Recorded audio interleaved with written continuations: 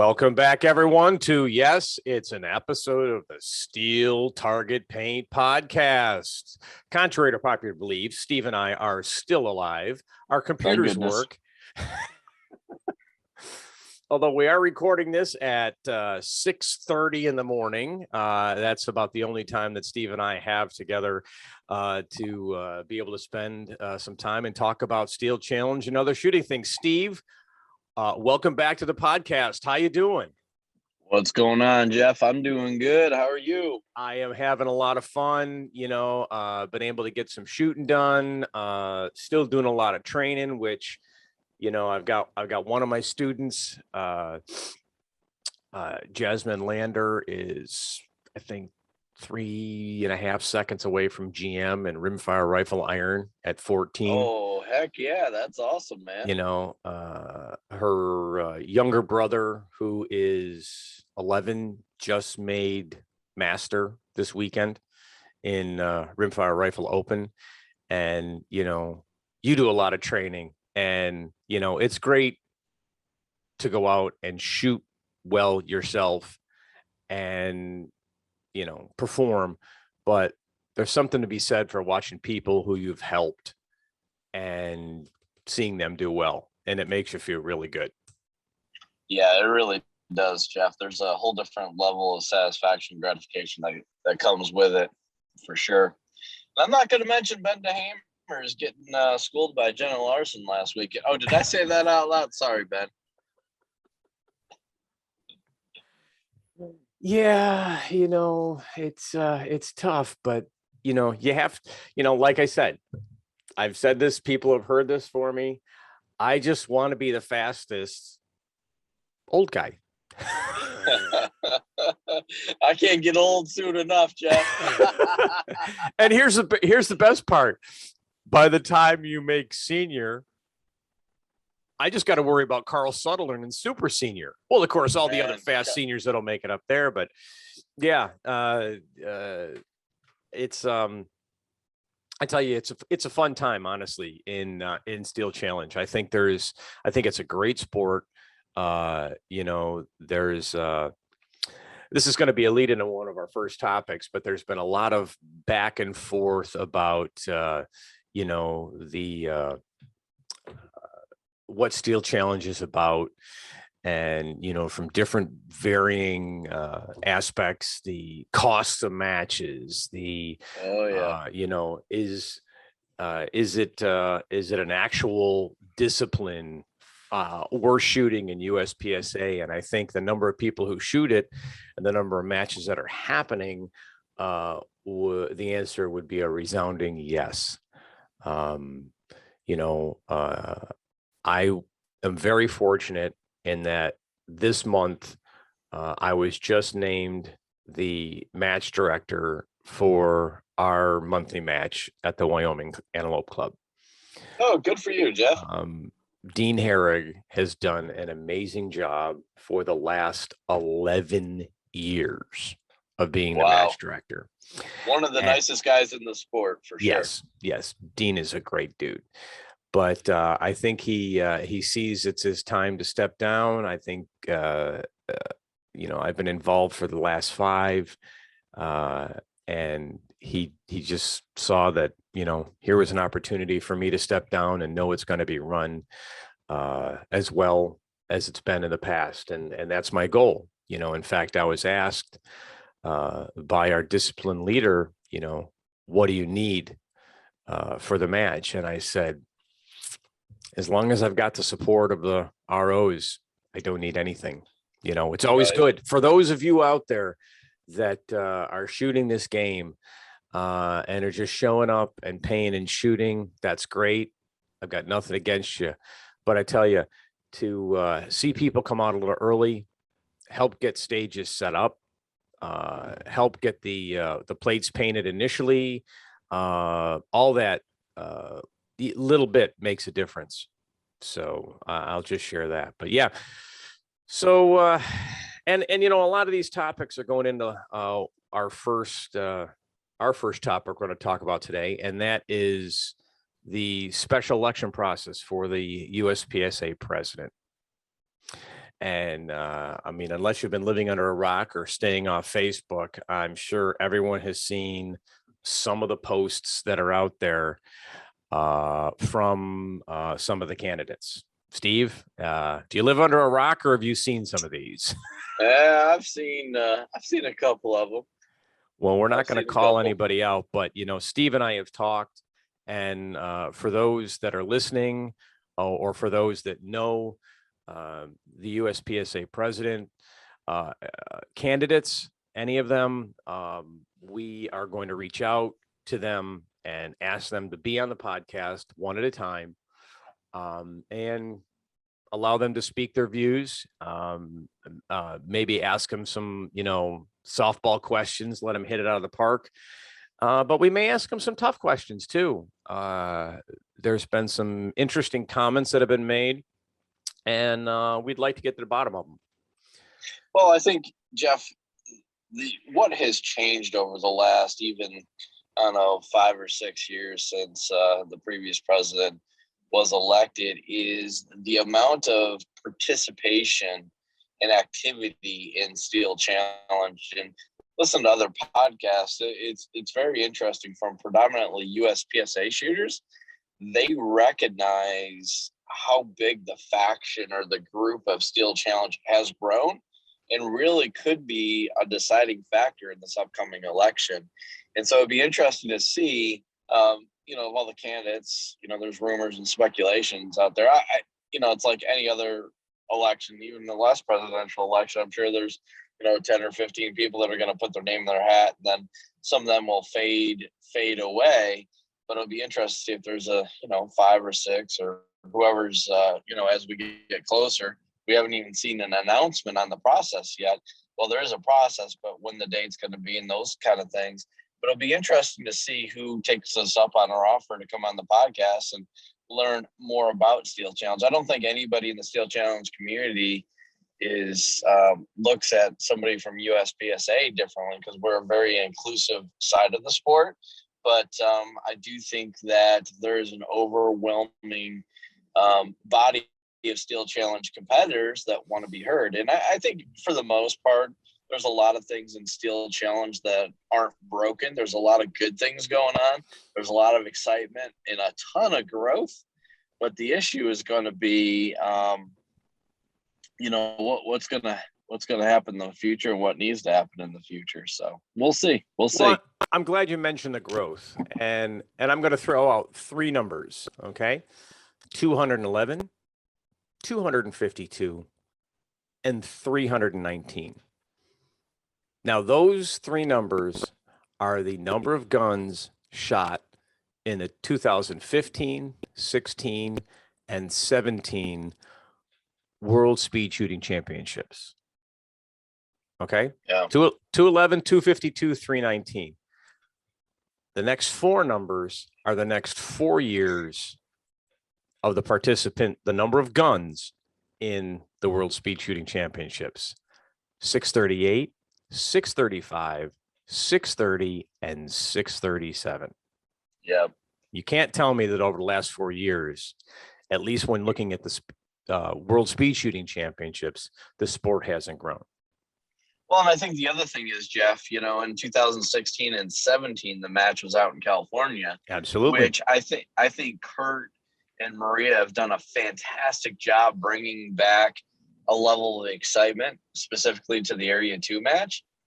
But I would say that there's some reasons why those numbers have grown.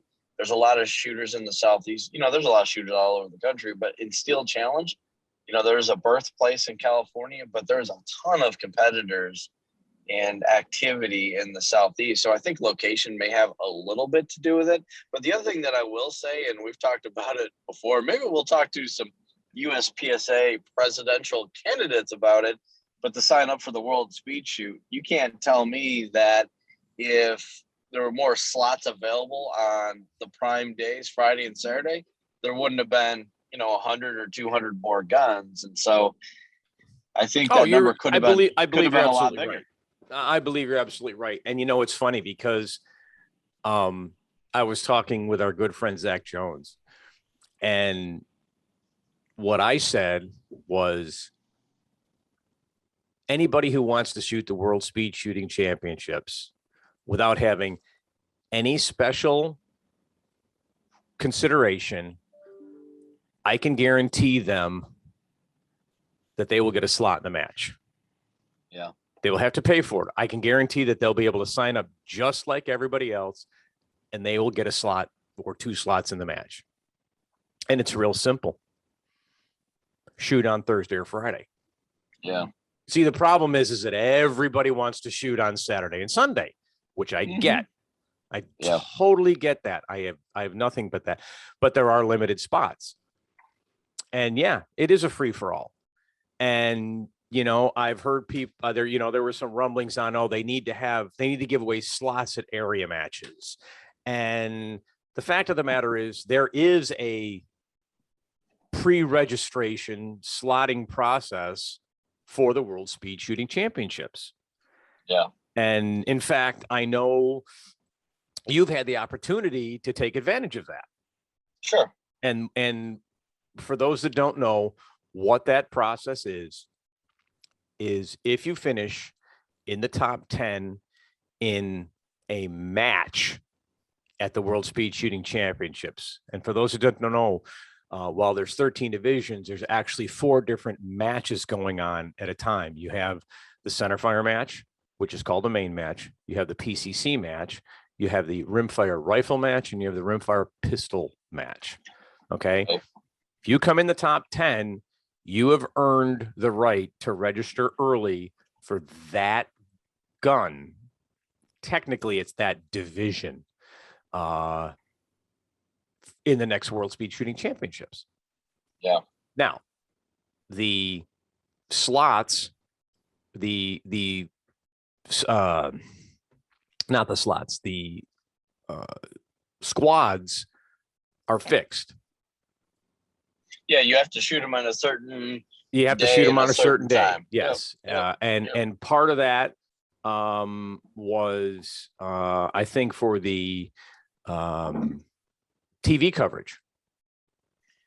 I'm not 100% sure in that, but here it is. I've got the super squad of rimfire pistol open shooters, or I've got the super squad of PCC shooters, and they can set up their cameras and they can follow them throughout the match.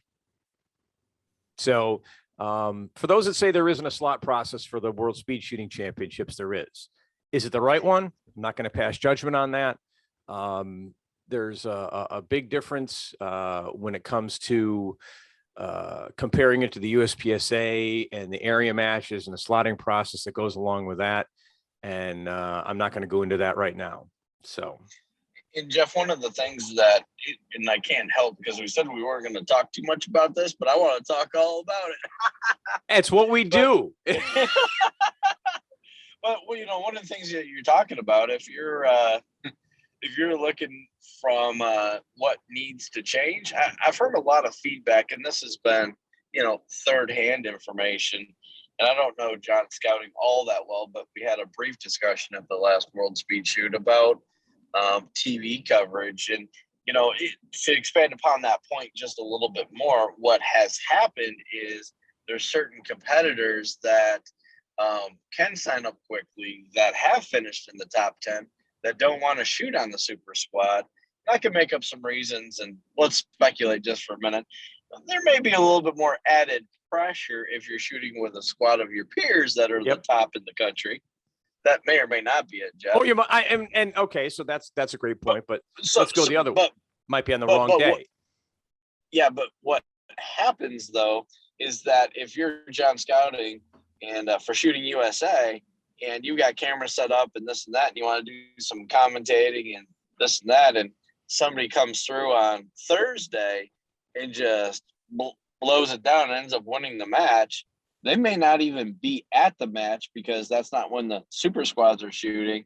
And so all their footage is of second, third, fourth, and fifth place. Yep. And so that has happened. So I wouldn't be surprised at sometime. I'm not saying this year because I'm not on that inner circle in the hierarchy in the USPSA, but I would venture to guess that it may not be optional. If you want, like in the old days, it wasn't an option. You got put on a super squad, and that's where you shot. And it wasn't a, hey, I don't want to shoot on the super squad. Well, you don't shoot the match. So it'd be interesting because I think that there's a lot of things that are involved in and all that. So it's not just hey, I want to, take pressure off myself and shoot with other folks. And I'm the same way. I love shooting with the super squad because I get an opportunity to see people from around the country that, a lot of them are good friends. But I also love shooting with people that I've never met before, because how do you bring other people into the sport and those types of things? And how can you be a brand ambassador if you're always shooting with the same people over and over again? Because there's a lot of folks out there that go to the World Speed Shoot that, that's filled with C class or B class shooters. And this is their opportunity to shoot with, somebody that may be in the top 10 on the top 20 list, and be able to interact and ask some questions and those types of things. So I enjoy those types of discussions and squatting with people that I've never met before. Well, my opinion, and again, my opinion, everybody can take it for what it's worth, is when you, if you're going to the World Speed Shooting Championships to perform, you may be better off shooting with people you don't know. Sure. And you stay focused for the match on what you're doing. And then when you're not shooting, you're down in Vendor Alley and hanging out with Brian and everybody down there and drinking a can of gold and doing all that, but you do that when you're not shooting. And that's something that I've done. But I want to touch on a point here because I don't think they're ever going to come down to, if you're going to shoot that gun, you have to shoot on this day. Okay. For the super squad. Yes. Oh, I think that's the way that it used to be. And based on what I've heard from the TV side of things, it would not surprise me if that went into place this year or next year at all. It wouldn't surprise me at all. We'll see. I mean, I think that would cause some rancor in certain people's eyes, in that it's like, wait, why can't I shoot my gun on the day I want to shoot it on? I hear what you're saying. Because you're talking about, I can tell you right now, there might be, I think there was one, maybe two super squads on the weekend. One of them was definitely on a Friday. I shot a Friday and a Saturday. So PCC and rimfire rifle. Yeah, one was Friday afternoon and the other one was Saturday morning, I believe. And from my personal preference, hey, if I'm going to shoot mornings, I'll shoot all mornings. If I want to shoot afternoons, I'll shoot all afternoons. Sure. Especially at a big match like that when you're shooting a handful of guns. But I don't think that, from my viewpoint, if USPSA said, hey, this is how it's going to be, I think there'd be a handful of people that would whine and complain about it. But it's not like they're telling you to come in on Wednesday to shoot or Thursday to shoot. Right. I believe that all those four, I think, what is there, four super squads? I think they shoot Friday and Saturday. I'm not sure if maybe the Open's on Sunday morning. Yeah, I don't remember. We could go back and look. Again, I think a lot of people, would well, of course, there's a lot of people who would love to shoot on the super squad because they'd love to get their face on Shooting USA. In hopes of being in the background. I think there's one episode where the back of my jersey is actually in it because I was ROing somebody. So, that's my big claim to fame. Now it'll be interesting to see what comes along. So next topic. I saw it at the World Speeding Shoot Championships this year. Oh my and goodness. I saw it on your Facebook page. Whew, I'm sorry. I wasn't trying to brag or anything like that. I wasn't trying to flex on the pores or anything like that. But oh my gosh, that thing is amazing. Tell us about the JP5. It's interesting. So had the opportunity to write an article that's out in the current Uspsa magazine, where I go into a little bit of a more of a high level overview of the history of the delayed roller blowback system. A lot of people think that HK developed it, which is an inaccurate statement. I think most people know the MP5 is one of the most popular guns that employs that system, but it was actually the Mauser engineers that developed the system. It's pretty interesting. So high level, the gun is being offered in 3 different configurations through JP. It's more of a utility type one, and then a tactical kind of duty gun, and then there's called a steel challenge type gun. And really the big difference amongst them is the steel challenge gun has the M-lock handguard, which is a couple ounces. It's a couple ounces lighter than the traditional JP handguard. The other 2 variations have different muzzle brakes, but outside of that, they're the different finish. One's more of a steel finish, the other one's a black finish barrel and that kind of thing. But the steel challenge version, which most people I think are ordering, has the M-lock handguard. It's got the 14.5-inch pin and weld. It's got a small contour barrel, and it's got a titanium compensator that's pin and welded onto the gun. It only comes in a curved trigger, so I'm sending mine back to get a straight trigger put into that. But I'm not sure if this is official or unofficial, but I've heard that JP offered 500 of these for sale for the pre-order. That was their target, and certainly they hit that target. The MSRP is right around $3,300, and that has been a source of discussion from people. Some people think that that's a pretty lofty price point, and I would say that it is certainly up there. I think the base GMR 15 is right around that $1,700, maybe $1,699, $1,799. But I think it's a game changer in the shooting sports. I mean, there's a lot of, I wouldn't say complexity, because you've got with the GMR 15, if you have a short stroke SCS, which is sound capture system, your recoil system, you got a 5-weight setup. I run 135 grain PNR ammo going about 850 feet per second out of my ultra lightweight barrel, which is, I believe it's a 5.5-inch pin and welded. But what happens is you need that additional weight to really absorb and take some of the dot bounce out and that recoil sensation, make it a softer shooting gun. And I think that there's 2 weights in the SCS in the JP5, but it's kind of like one of those, who cares? I think there's 2 stainless steel ones in there. But really where the magic is in that delayed roller blowback. So I put some pictures up online in preparation of this podcast last night. So if you look at the bolt of the GMR 15, it's 13.3 ounces.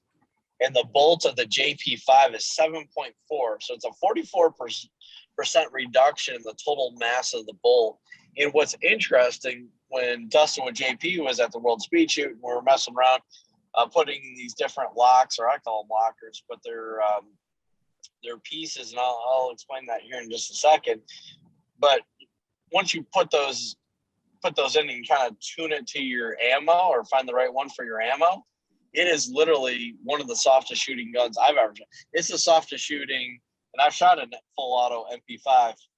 It was one of the softest shooting 9mm I've ever shot, whether pistol or rifle or what have you. But what happens is the bolt is really a 2-piece bolt, or at least that's what I'm calling it. And it's easy to change these locks. All you do is you take the front of the bolt and you twist it, and then it comes apart, and inside there you've got this locking piece.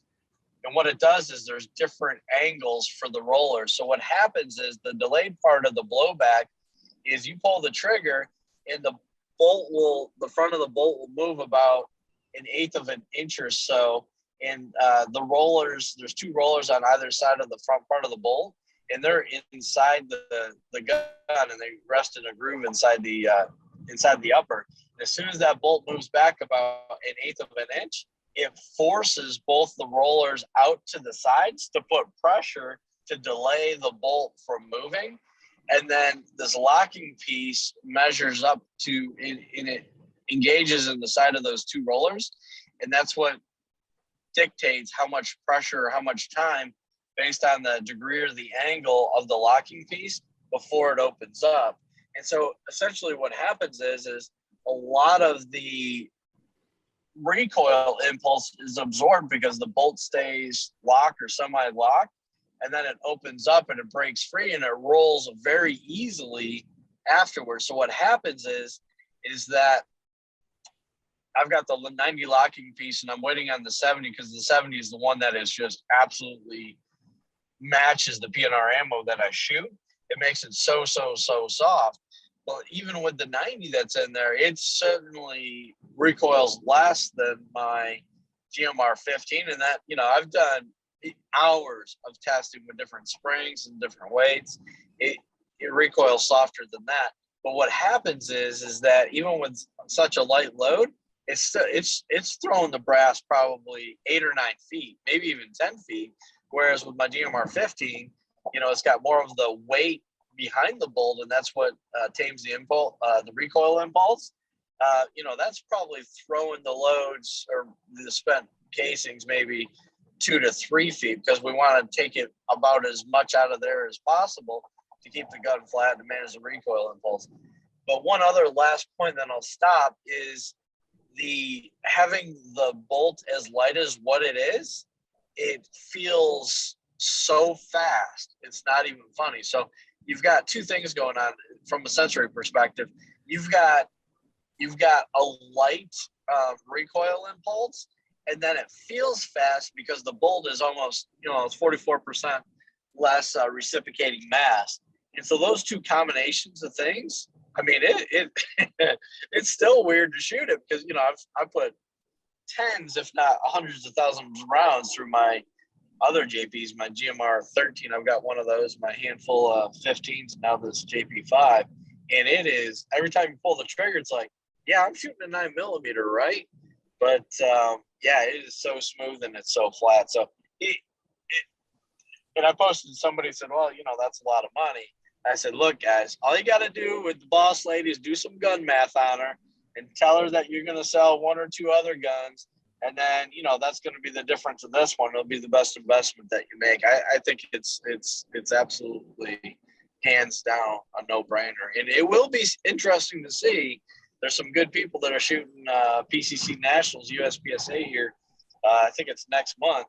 And some are going to be running the JP5. I wonder if it'll be enough to dethrone our friend in front of the podcast. Mr. Leon Grandis, yes. Yeah, it'll be interesting.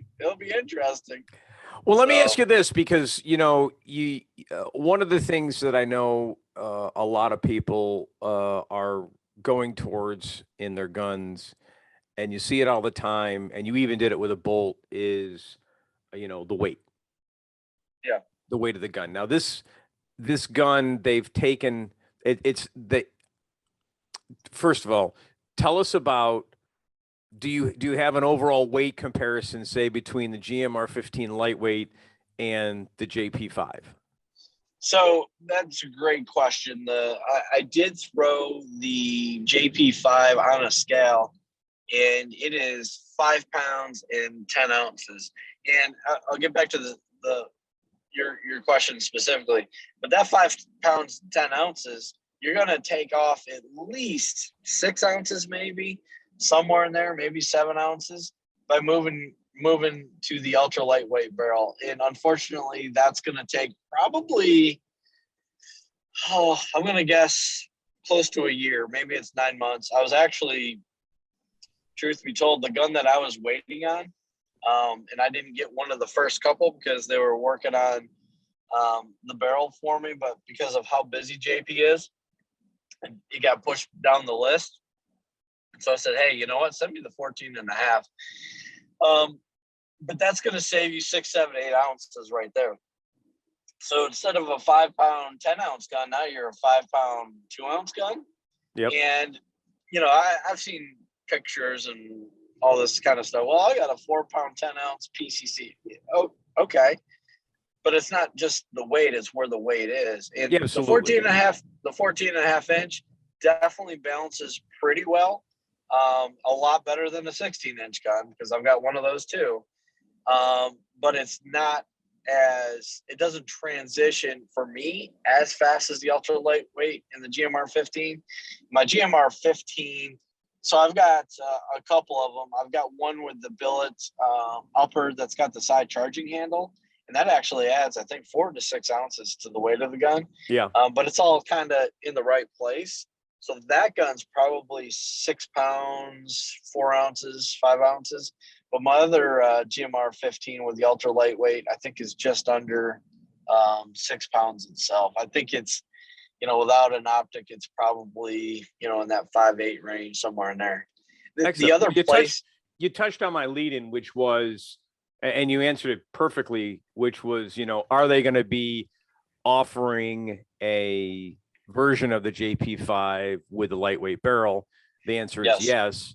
And my guess is, due to all these changes, it's not just that barrel is going to be redesigned. There'll be a JP5 lightweight barrel. It won't just be any lightweight barrel. 100%. And I get this question all the time: are the components interchangeable between the GMR 15 and the JP5?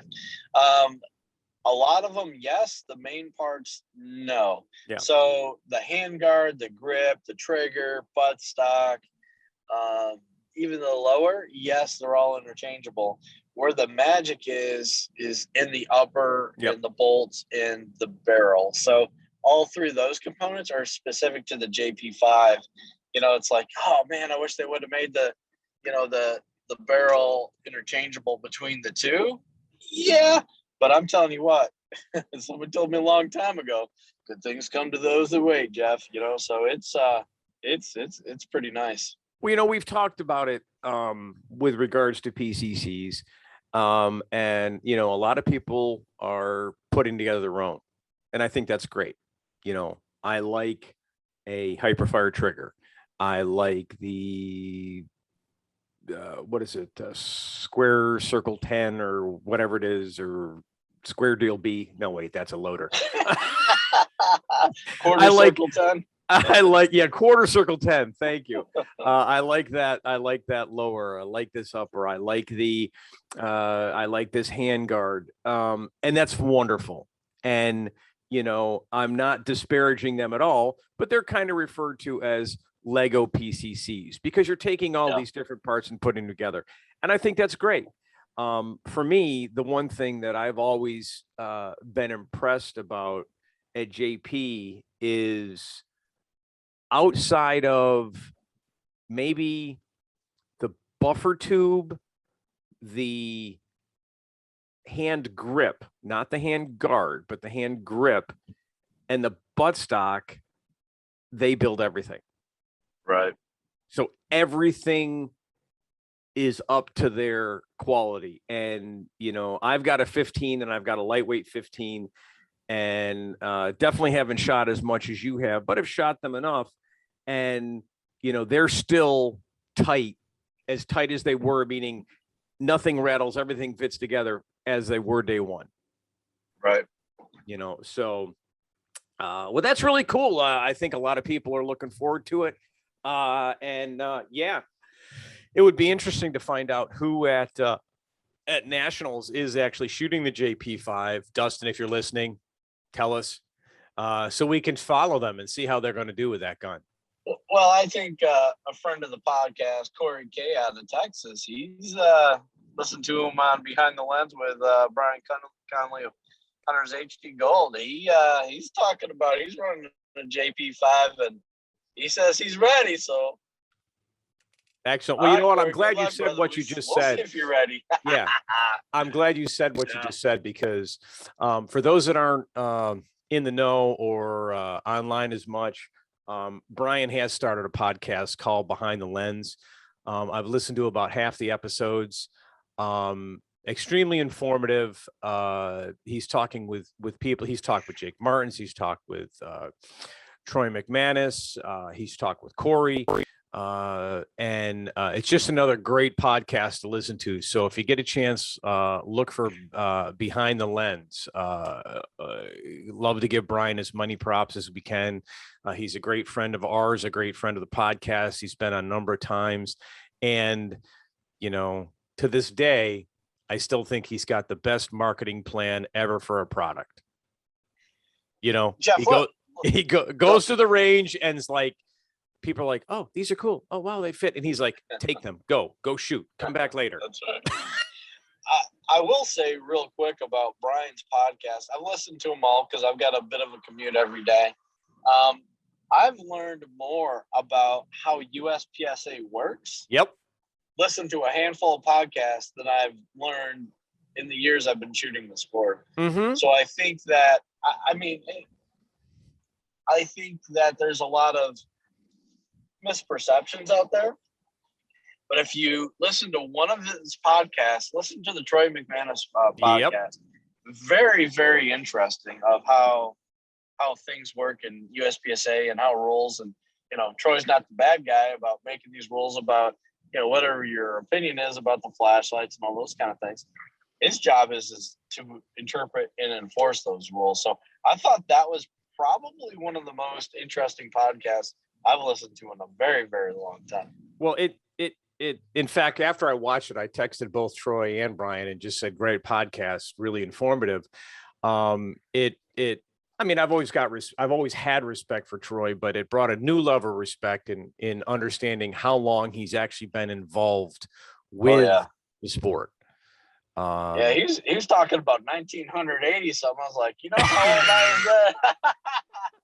Sorry, Troy. But I think the biggest takeaway that people should understand is Troy doesn't make the rules.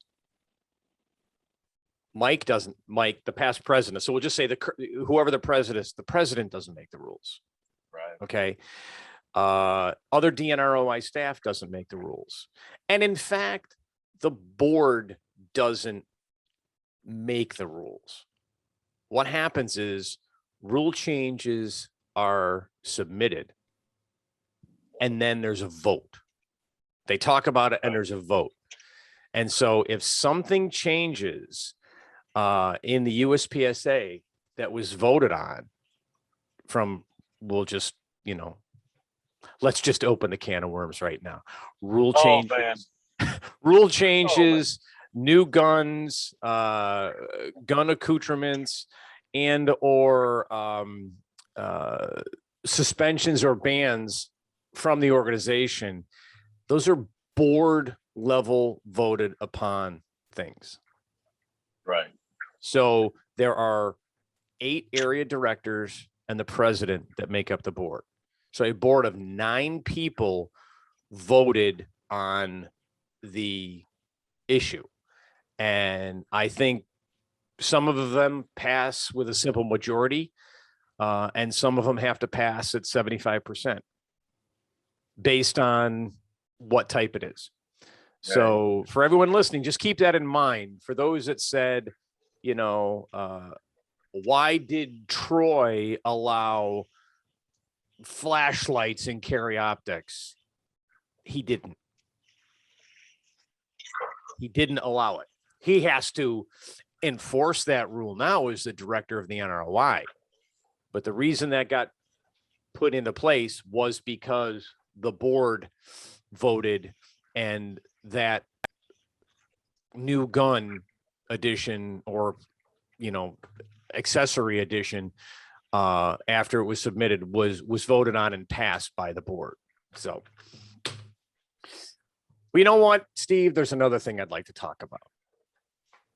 And all right, hit me with it. He's a good friend of mine. He's a good friend of yours. I mean, I've only met him once, but I consider him a friend. If you multiply his age by 4, okay, by 4, he's still younger than me. Yeah. Okay. Yep. And I'm talking about Kenny Nagato. Oh Okay. yeah, Kenny, he's a beast. He posted what I think was the best way to post your shooting accomplishments on Facebook. Okay. And while I'm impressed with his shooting prowess after meeting him and watching him shoot, how could you not be? But I even posted on the Facebook post that I appreciated what he did. And what he did was he's, of course, running practice score with an AMG Labs timer.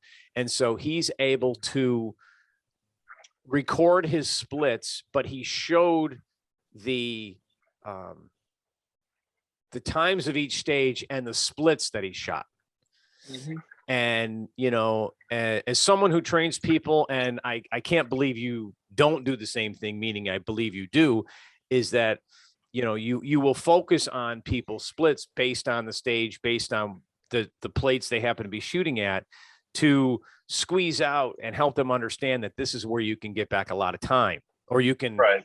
you know, not spend a lot of time. The classic one is, for me, is moving from plate 2 to plate 4 in accelerator.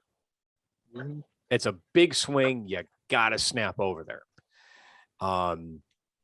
And so just listen to these numbers. And this is crazy. The first 4 strings were 5-shot strings, and he's shooting showdown. And I know you've seen it, but I'm going to read it off for the listeners. He shoots a 121, a 122, another 122, and then a 123. So now, you know, he's thinking, okay, I've got 4 in the bag. I'm going to go for it. His last string was a 6-shot string at 124. I think he needs to work on his consistency a little bit better. You know, I mean, you know, it's like a 13-year-old kid. His brain's probably into cars and girls. No, he's 14 now. He's 14 now. Yeah, okay, yeah. So wait, 14, 20. Nope, I'm still older than him. That is funny. But yeah, so and here's why I bring it up. And for those that are on Facebook, go on there. He goes by Kenny Nag on Facebook. This is really important for those that are wanting to get better and understanding, you know, how to analyze your shooting prowess. While yes, it's you know, the game is how fast can you get to the last plate, but you get there by getting fast to all the other plates. And now we're talking showdown here. His draws were between 0.47 and 0.5. Okay. His splits to the first plate ranged from 0.12 to 0.14.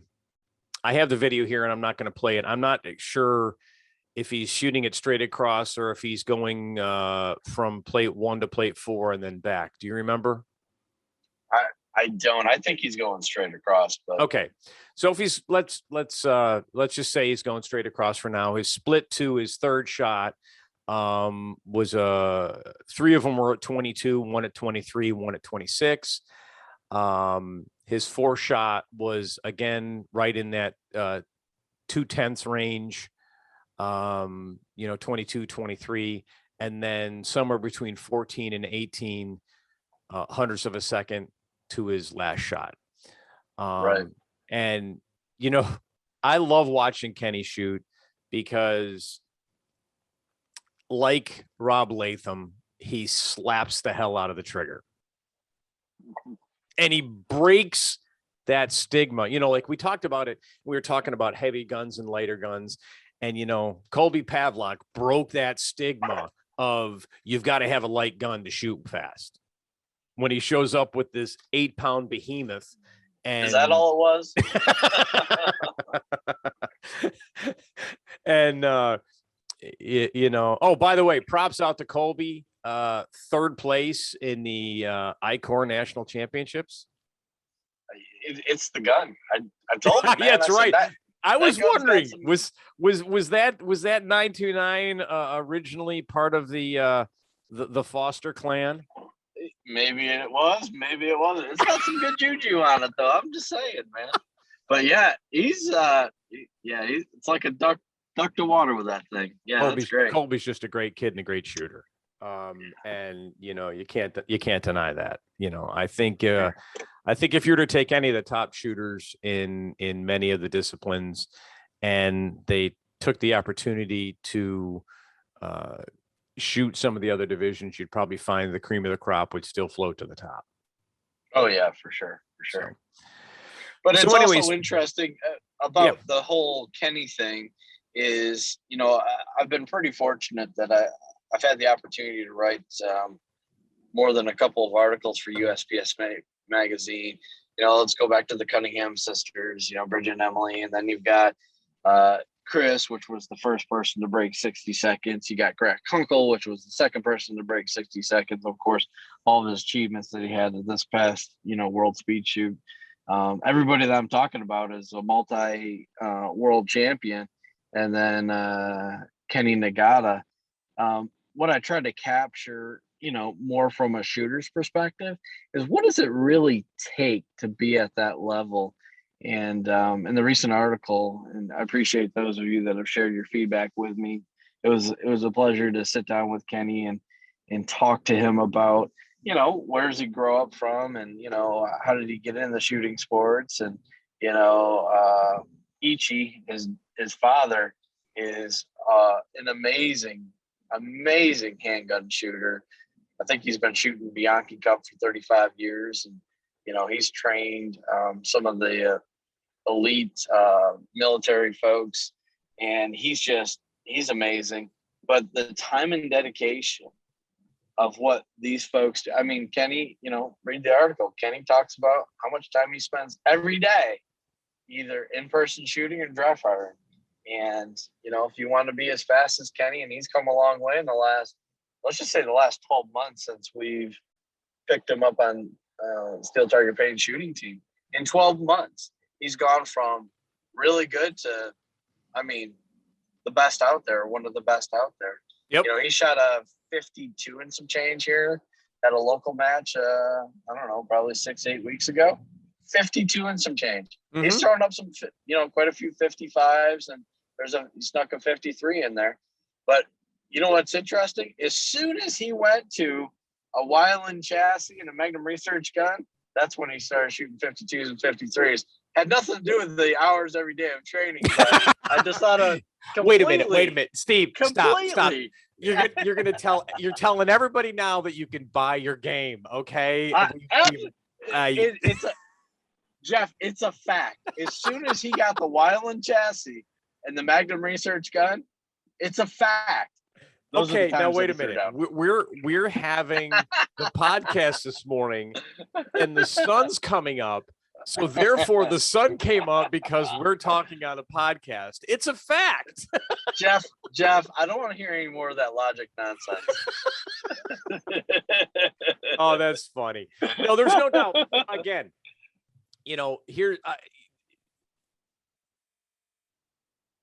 prior or contrary to popular belief, you can't buy your game. You can buy quality. Okay. And Steve, you and I had discussion the other day about the JP5. Okay. Yes. Offline, I called Steve and we were just, bowling on the phone. And, and I said, this seems like an amazing gun. I said, I think it could make a big difference in Steve's shooting. I don't know how much of a difference it would make in mine. And that's because Steve is at that level where he's squeezing out every little piece that he can to make his shooting faster, where I'm squeezing every bit I can just to stay as fast as I've been. And that's okay. I definitely don't shoot as much as I used to. That really has to do with everything that's happened over the last 18 months. And I'm getting back into it. The point is that you can buy quality, and in the case of the changes that Kenny made, especially, I don't know what he was shooting before, but he could have dropped at least, a pound, maybe a pound and a half from his gun. And for what he's shooting, and let's face it, you get about a 15-pound gun, and that's about 20% of what the kid weighs. Okay. That's true. Sorry, Kenny, but he was actually shooting like a 1982 Ruger. Yeah. It's crazy. Yeah. It's crazy. I'm looking at a picture here and I'm going, I don't know if I could get my leg into one of his pants because it's just a rail. He is too. But and Kenny, I think the world of you if you're listening. And again, thank you for making these posts because it's inspiring. It's inspiring. So yeah, it's I think you can buy quality, but you got to put the time in, and right. I'll go back to something I've been saying since day one of doing any kind of training. And it's something that I aspire to, and others may not say it, top shooters may not say it, but it's true. And that is one of my major tool rules is, of course, I tell everybody, grip the gun. Okay. And go 1 for 1. And because misses cost. Even here's a good example. His last string at 124 was a 6-shot string.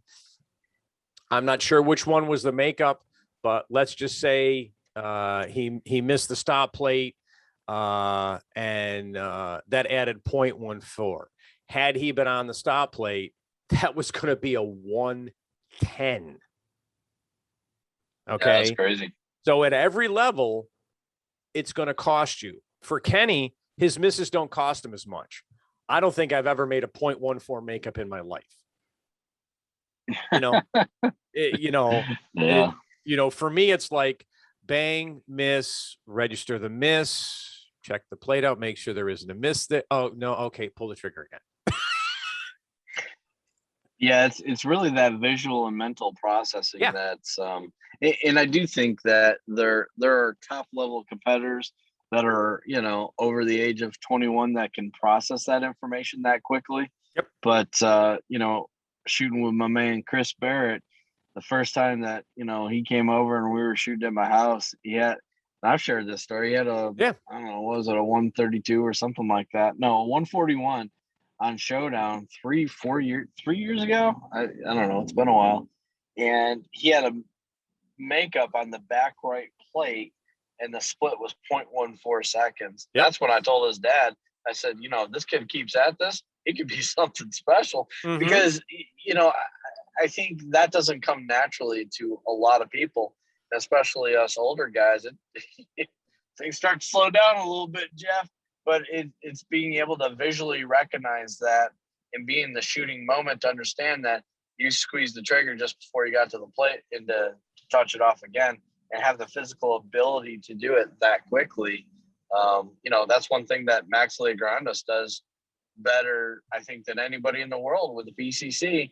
He can double tap plates or targets faster than anybody, mm-hmm. or be that quick, you know what I mean? Consistently. So. Well, and I think the big thing you pointed out there, and I agree wholeheartedly, is the visual perception that you've either hit or not hit a plate.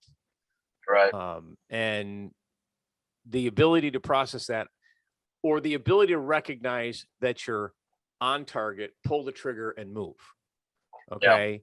Yeah. And I think that's where a lot of people don't realize they're spending a lot of time, is that they may be moving to a plate at a good pace for them. Again, this is the wonderful thing. This is why I love this sport, is that you can go out. Steve, you've had it happen to you. I've had it happen to me. You go out and you shoot the absolute best match you've ever shot, and you don't win because somebody shot better. Yeah. And there's nothing wrong with that, because you got to take away from that you shot the best. And So what I think a lot of people don't realize is that while you think, I call it, people call it different things. I call it gliding.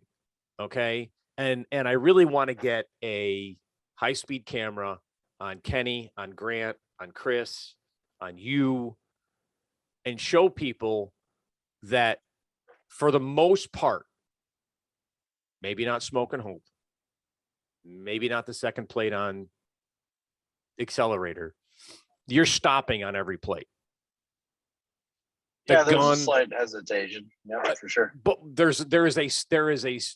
I think there is an actual stop that because of the consistency you guys shoot it at, that if you're actually now, trust me, if I'm wrong, I'll admit it. But if you're able to continually move that gun on a consistent basis and not stop the gun and pull the trigger and continue to hit plates, that's amazing. But I believe I would say that plate 2 on accelerator, I haven't stopped on that plate in a long time. Oh, no. And that's what I said. Plate 2 on accelerator, the front 4 plates on Smoke and Hope, although, from just a physics perspective, you have to stop on the outside plates because your next directional move is in the opposite direction. So the gun's got to stop. You probably are driving by, the inner plates 2 and 3, but on did you happen to see Lance Bratcher's video of his 5 to go at East Coast? I did. He shot it really well. 650 somewhere in there, wasn't it? Yep. Shot a really good one. And you can see it there. He's moving fast, but he is stopping on every plate. He's not just drive by it. And an amazing snap to the stop plate. Sure, for sure. Which is, again, I know for myself, listen, if Kenny and I got on a track, he's probably going to beat me in an all-out sprint. Oh yeah. Okay. Because he's young, he's got good legs, he's light. There are going to be people who just are physically more adept at doing something. And in this game, it's, fast twitch muscles, it's good eyesight, and it's a trust in yourself. And I think that's probably the biggest one, that, and the ability to shake off. I have seen Grant completely trash a stage based on how well he shoots. And he doesn't show, he might be feeling it inside, but he walks off and he's like, didn't shoot that well. Oh, well. It's, but that's what you got to do. It's an entire match. It's not one stage. So, well, listen, Jeff, I think there's a, go ahead. I was just going to say, I think we had a good conversation today, man. It was good talking with you this morning. Absolutely. Yeah. I was just about to say, let's wrap this up. Steve and I are going to make a concerted effort to get these out a little more. Hope you like them. Hope you didn't miss us too much. And I look forward to seeing you at a match, Steve. All right. Looking forward to it, Jeff. We'll see you soon, brother. All right. Bye, everybody.